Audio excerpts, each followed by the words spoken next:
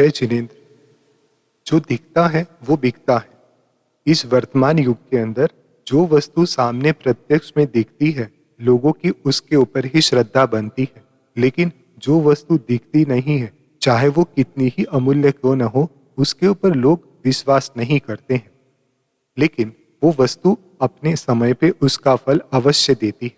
जैसे कोई व्यापारी है, उसने दिन भर व्यापार किया है, तो शाम को उसको व्यापार दिखता है कि आज इतने रुपए मैंने कमाए हैं, तो उसके ऊपर उसकी श्रद्धा बनती है। लेकिन उसी व्यक्ति ने अगर सुबह भगवान जी की पूजन अभिषेक किया है, दान पुण्य किया है, तो उसका फल जो है वो दिखता नहीं है, तो उसके उस फल के ऊपर वो श्रद्धा नहीं बनती है।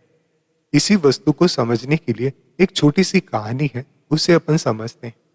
राजगृह में धनमित्र नामक एक सेठ रहता था। उसकी पत्नी का नाम धारिणी था। उनका एक पुत्र था दत्त नाम का। इसी प्रकार भूमिगृह नामक नगर में आनंद नामक एक गृहस्थ रहता था। उसकी पत्नी का नाम मित्रवती था।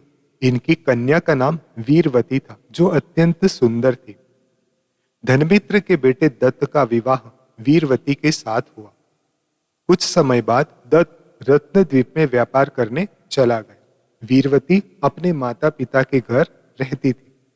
वहां गारक नामक एक चोर रहता था। वह अत्यंत सुंदर था। एक दिन उसने वीरवती को देखा। वीरवती की सुंदरता पर वह मुग्ध हो गया। वीरवती ने भी गारक को देखा। उसे भी गारक से प्रेम हो गया।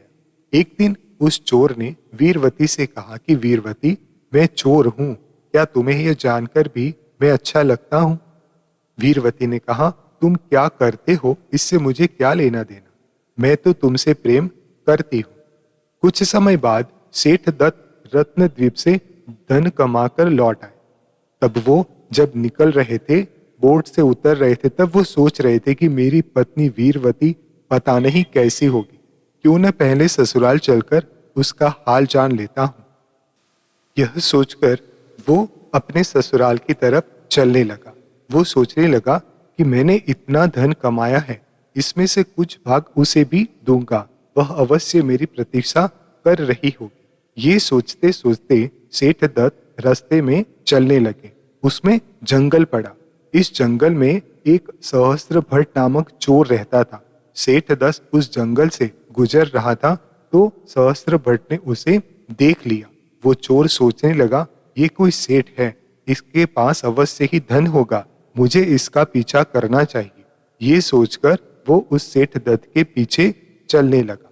चलते चलते सहस्त्र बार पीछा करते करते नगर में आ गया, पर सेठ दत्त को लूटने का मौका नहीं मिला। तो उसने सोचा, इतने बड़े सेठ को यूं ही नहीं छोड़ूंगा, इस पर नजर रखनी होगी, कभी न कभी तो मौका मिलेगा।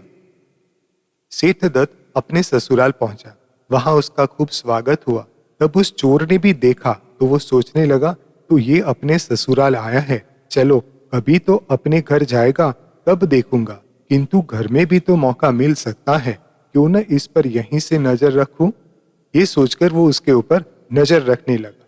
सेठ दत्त से वीरवती भी बड़ी प्रसन्नता से मिली। उसने कहा, कितने दिन लगा दिए नाथ परदेश में? सेठ दत्त ने कहा, बस धंधा चल रहा था सो रुकना पड़ा। अचानक वीरवती का चेहरा उदास हो गया। तो सेठ दत्त ने पूछा, क्या बात है वीरवती, तुम उदास क्यों हो गई, मेरे आने से प्रसन्न नहीं हुई क्या? तो वीरवती ने कहा कि नहीं नहीं, ऐसा कुछ नहीं है। सेठ दत्त ने कहा, देखो तुम्हारे लिए कितने बहुमूल्य रत्न लाया हूं, इन्हें पहनने से तुम और सुंदर लगोगी। किंतु वीरवती के मन में तो कोई और ही दुख था। फिर से सेठ दत्त ने कहा, अरे इतने सुंदर रत्न पाकर भी तुम प्रसन्न नहीं हुई? तो वीरवती ने नकली मुस्कान दिखाकर सेठ दत्त को समझा दिया कि वह प्रसन्न है। वीरवती ने नकली व्यवहार से सेठ दत्त प्रसन्न तो हो गया, और उसे क्या पता था कि वीरवती के मन में कौन सा दुख है। वीरवती के दुख का कारण था गारव चोर, जिसे वह प्रेम करती थी। गारक एक रात चोरी करते पकड़ा गया। अगले दिन राज दरबार में लाया गया। सेनापति ने कहा कि महाराज की जय हो, हमने आज गारक चोर को पकड़ लिया है, ये बड़ा ही चतुर चोर है। एक ने और कहा कि इसने सैकड़ों चोरियां की है, हत्या की है, अब तक ये हमारी आंखों में धूल झोंक कर भागता रहा, किंतु आज ये चंदन सेठ के घर में घुसा, उनके पहरेदारों ने ललकारा तो ये भागा। तभी हमारे सिपाही उसे पकड़ गए। महाराज से किसी ने कहा कि महाराज, ये बड़ा ही खतरनाक चोर है, इसे छोड़ा न जाए, इसे कठोर से कठोर दंड दिया जाए। महाराज ने कहा ठीक है, इसे प्राण दंड दिया जाता है, इसे सूली पर चढ़ा दो। तभी उधर वीरवती को गारक के पकड़े जाने का दुख था। सुना, वीरवती राजा ने गारक को सूली पर चढ़ाने का आदेश दे दिया है। एक सखी ने आके वीरवती से कहा। तभी वीरवती ने कहा, क्या निर्दयी राजा को तरस न आया कि ऐसे ताकतवर जवान आदमी को सूली पर चढ़ा रहे हैं? तब उस सखी ने कहा, तू किसी तरह उससे मिल ले। सखी को मालूम था कि इसको उस चोर से प्रेम है। तब उसने कहा कि पर कैसे सखी, राजा के सिपाही कभी ना मिलने देंगे। तो सखी ने कहा, तू कहना मैं इसकी पत्नी हूं, लेकिन मैं जिसकी पत्नी हूं वो सेठ दत्त भी आज ही आ गया है, उसे भी आज ही आना था। ऐसा वीरवती ने कहा। तो उस सखी ने कहा कि सेठ दत्त की परवाह क्यों करती है, उसे तो तू पहले ही वश में कर रखा है, वो कभी तेरे बारे में संदेह नहीं करेगा। वीरवती सारे दिन विचलित रही। शाम को सेठ दत्त आए और कहा, तुम कुछ परेशान क्यों हो? तो वीरवती पहले से दुखी तो थी ही, उसे थोड़ा गुस्सा आ गया। उसने कहा, क्या हो गया है आपको? जब से आए हैं यही पूछे जा रहे हैं कि परेशान हो, उदास हो, क्या करूं, मेरा चेहरा ही ऐसा है। यह हाल देखकर सेठ दत्त चुप रह गया। उसने कहा कि नाराज न हो, ठीक है, जो हो सके वही करो। उधर रात होते ही गारक को सूली पर चढ़ा दिया गया। तब वीरवती सोचते कि हाय, कैसे सब लोग सोए और मैं अपने प्रेमी के शव से जाकर लिपट जाऊं। आधी रात हुई, तब वो चोर सहस्त्रबट वहीं नजर रखे हुआ था। उसने देखा कि वीरवती तलवार हाथ में लेके निकली है। तो उसने सोचा कि अरे, ये मैं क्या देख रहा हूं, अपने पति का घर छोड़कर तलवार लिए वह कहां जा रही है। मुझे इस रहस्य का पता लगाने के लिए उसके पीछे चलना होगा। आगे आगे चलने वाली वीरवती को लगा कि कोई पीछा कर रहा है। वीरवती को लगा कोई पीछा कर रहा है, तो उसने आवाज लगाई, कौन है? पर यहाँ तो कोई नहीं है। अचानक वीरवती ने पीछे की ओर करके तलवार चला दी, जिससे पीछे आ रहे सहस्त्रबट चोर की उंगलियां कट गई और उसने उफ तक नहीं करा और वो उसके पीछे चलने लगा। वीरवती को फिर संदेह हुआ कि कोई आ रहा है, किंतु अंधेरे में कुछ भी ना देख सकी। वीरवती फिर अंधेरे में आगे बढ़ी तो सामने स्मशान था, जहां गारक को सूली पर चढ़ाया गया था। वीरवती सूली पर चढ़े गारक के पास पहुंची। वीरवती को फिर भी संदेह था कि कोई तो पीछा कर रहा है, लेकिन कौन है वो अंधेरे में दिख नहीं रहा। वीरवती फिर अंधेरे में आगे बढ़ी तो सामने ही स्मशान था, जहां गारक को सूली पर चढ़ा गया था। वीरवती सूली पर चढ़े गारक के पास पहुंची तो देखा कि वह अभी जिंदा है, कुछ सांस बाकी है। तो उसने आवाज लेके, अरे, ये तो पलक झपक रहा है, ये तो जिंदा है, मुझे तुरंत इसे बचाने का प्रयत्न करना चाहिए।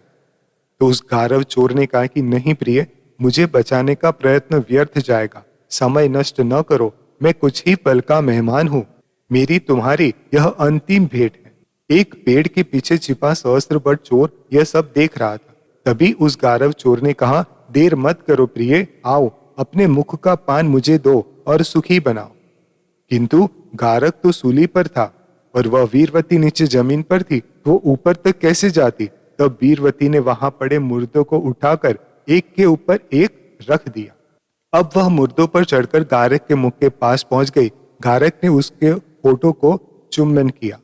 अचानक एक मुर्दा लुढ़का और वीरवती गिर गई, किंतु उसके होठ कट गए। अपने कटे हुए होठों वाले मुंह को कपड़े से छिपाकर वीरवती वहां से भाग गई। सहस्त्रबट चोर भी उसका पीछा करने लगा। वीरवती घर आई और अपने पति के पास खड़ी होकर चिल्लाने लगी, दौड़ो दौड़ो, इस पापी ने मेरे होठ काट लिए हैं। वीरवती का चिल्लाना सुनकर आस पड़ोस के लोग आ गए और उन्होंने सेठ दत्त को बांध लिया। सवेरा होने पर सेठ दत्त को राजा के सामने पेश किया। महाराज, इस व्यक्ति ने अपनी पत्नी के होठ काट डाले हैं। तब वीरवती ने कहा कि हाँ महाराज, यह बहुत दुष्ट है, इसने मेरे होठ काटकर मेरी सुंदरता को बिगाड़ दी है। तो राजा ने कहा, तब तो यह बहुत बड़ा अपराधी है, ठीक है, ले जाओ, इसे सूली पर चढ़ा दो। तभी सहस्त्रबट राज दरबार में सुंदर कपड़े पहनकर उपस्थित हुआ। उसने राजा के इस अन्याय को देखा, उससे रहा नहीं गया, तो उसने राजा को कहा कि ठहरिए महाराज, इस व्यक्ति को मृत्यु दंड देने से पहले मेरी बात सुनने की कृपा करें। तब वह सेठ दत्त सोचने लगा, यह कौन है? यह अवश्य ही कोई भगवान का भेजा दूत है जो मुझे पुण्य कर्मों का फल देने आया है, वरना यहाँ मेरी बेगुनाही सुनने वाला कौन है? तब महाराज ने पूछा, कौन हो तुम, क्या कहना चाहते हो? सहस्त्रबट चोर ने कहा कि महाराज, मैं सहस्त्रबट चोर हूं। और फिर सहस्त्रबट ने सारी कथा सच की सच सुना दी। तब महाराज ने कहा, यह सब बताकर तुमने बहुत अच्छा किया, अन्यथा आज एक बेगुनाह व्यक्ति फांसी पर चढ़ जाए। राजा ने कहा, सिपाहियों, सेठ दत्त को छोड़ दो और इस उल्टा को पकड़ लो, इसका सिर मुंडवा कर नगर में घुमाओ और फिर फांसी पर लटका दो। तभी सेठ दत्त ने कहा कि धन्यवाद भाई, तुमने आज मुझे इस उल्टा के जाल से बचा लिया। तब चोर ने कहा, नहीं भाई, मैं चोर अवश्य हूं, पर आज यह पुण्य कर्म करके मैं भी अपने पाप से मुक्त हो गया। तब उससे सेठ ने कहा, सच है, पुण्य कर्म कभी व्यर्थ नहीं जाते, वे हमारी रक्षा भी करते हैं और हमें उचित अवसर पर उनका फल भी मिलता ही है। इस कहानी से अपने को ये बोध लेना चाहिए कि पुण्य कर्म करते रहो, उसके फल की आशा मत रखो, क्योंकि फल उसका लेने के लिए अपने को इंतजार करना नहीं होता, समय आने पर उसका फल अपने आप मिल ही जाता है। ऐसे ही किसी रोचक कहानी के साथ बाद में और मिलेंगे। जय जिनेंद्र।